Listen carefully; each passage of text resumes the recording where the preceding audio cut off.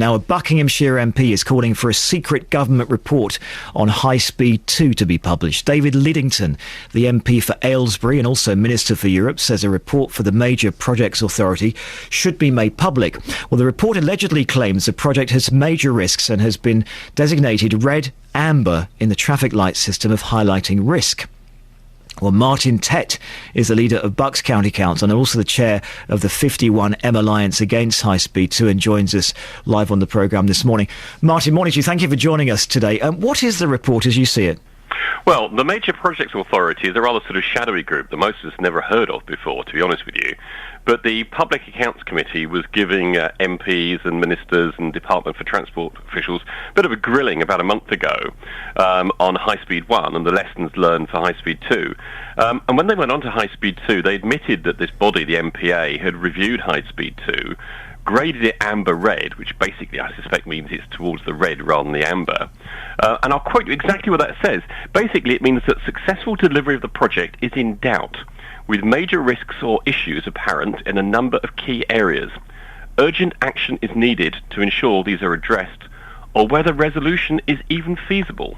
I wonder whether you think that potentially could be the case in all kinds of big projects that this country embarks upon. If you think about the major work that was done for the Olympic Games, one would imagine that there were huge risks in that. There were huge planning cases necessary in order to get it through. We have had some disasters regarding the Olympic Games, to use that as an example, ticketing being just one. But in the end, it's being delivered largely, well, we'll argue about the budget, but certainly on time, much to the huge degree of excitement by the International Olympic Committee. Aren't all areas of big projects likely to have those warnings with them? I think that's a very fair point. That's why we really need more information. Are the risks about the civil engineering side? Are they about the environmental side?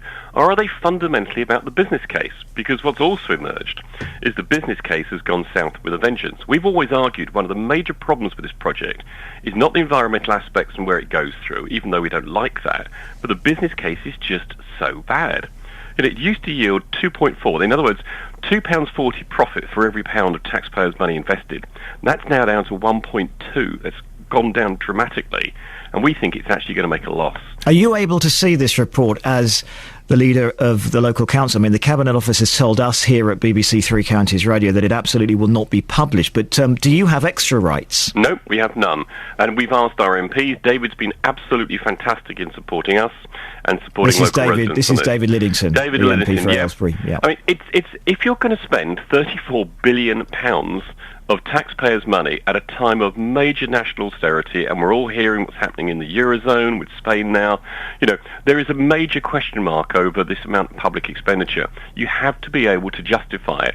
So they should release, albeit some redacted elements of it, they should release the major thrust of this report so we can see whether this is actually about the civil engineering risks, the environmental risks, or fundamentally it's a really bad use of taxpayers' money. It's good to talk to you this morning. Grateful for your time. Martin Tett, the leader of Bucks County Council and also the chair of the 51M Alliance. It is against High Speed 2, just so you know where Martin Tett is coming from.